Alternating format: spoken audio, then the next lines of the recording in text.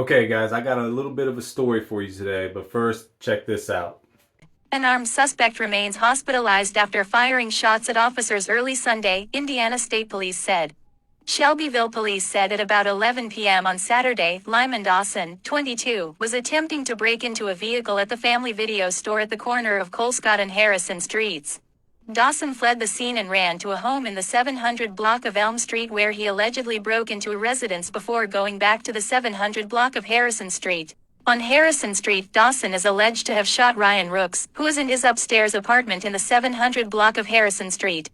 Rooks is reported to have yelled toward Dawson asking what all the noise was about, which is when Dawson raised his pistol and shot toward Rooks, striking him in the leg. ISP spokesman David Burston said. Dawson then fled the scene and broke into the basement of another home in the 700 block of Harrison Street, police said. Moments later, he was encountered by 3 Shelbyville police officers and allegedly opened fire on them. One of the officers fired back, injuring Dawson, police said. Dawson was flown by medical helicopter to Methodist Hospital and was said to be in critical condition. Okay, so you just seen that right there, right? So what happened is I was a victim of this encounter as well. This takes us back to 2012, where I was a senior in high school. I worked at a Little Caesars that is attached to the same building as that Family Video that they talked about video store. I have friends throughout this whole town, so I have links to all this that happened. So me and my manager, he was a Marine in training, I believe. We start hearing gunfire, like bop, bop, bop. We hear like 3-round bursts. We're like, what was that?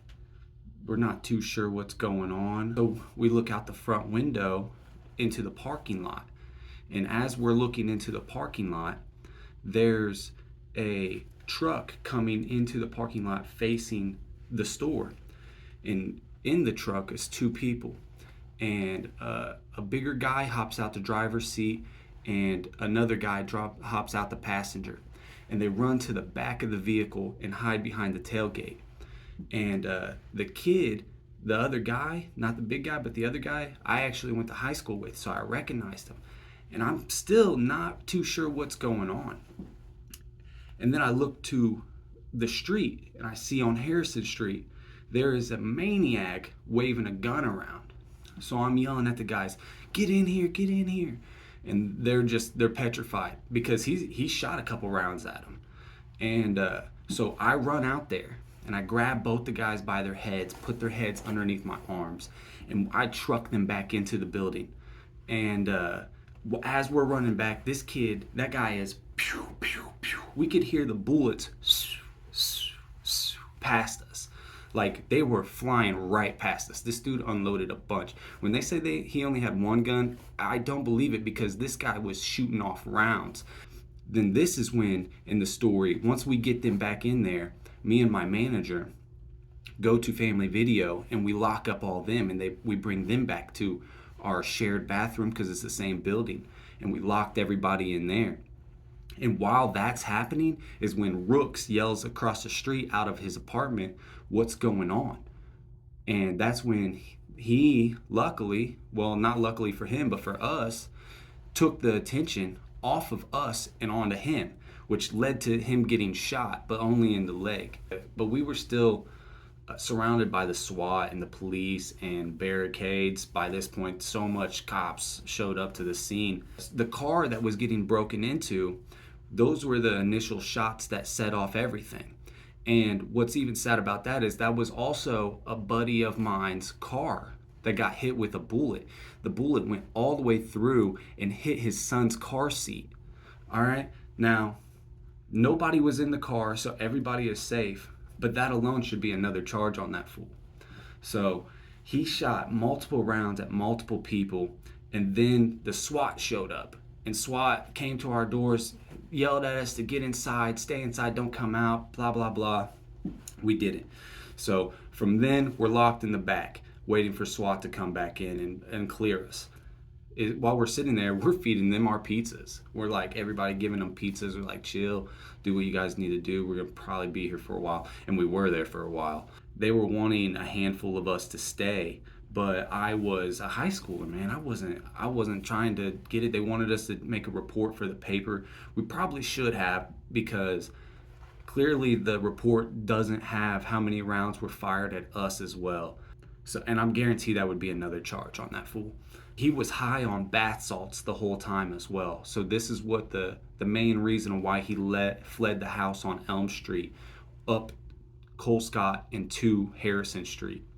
But once they took the shot and took him out, the cops showed up, or the reporters showed up, and they wanted to start asking us questions in a little bit. But by this point, it's already 2 something in the morning, and I didn't want to stay any longer. So I phoned up my dad, and I'm like, hey, you got to call the police station and get me out of here. They're trying to ask me a bunch of questions and trying to keep me here longer.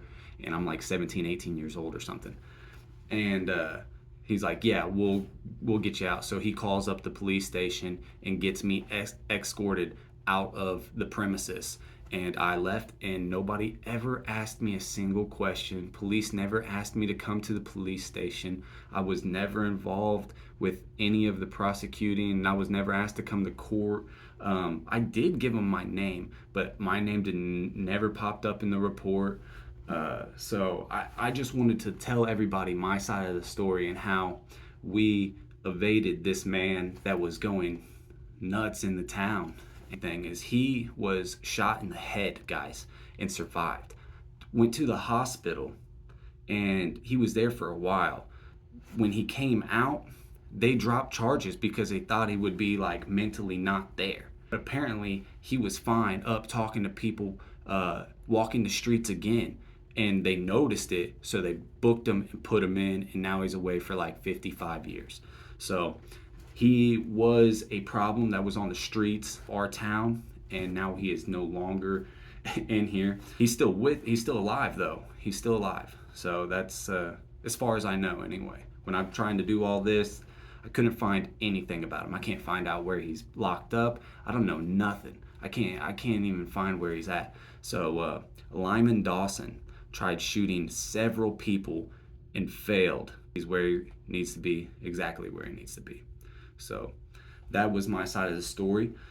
I am wanting to add a little bit to this, where when the snow melts and I can take this jacket off and we can go to the scene of the crime and show you all the spots of where he ran, where he shot a car, where the truck came in, where he fled to, who he shot in what building. I can show you all of that. So stay tuned, and I'll be hopefully on this side of the video.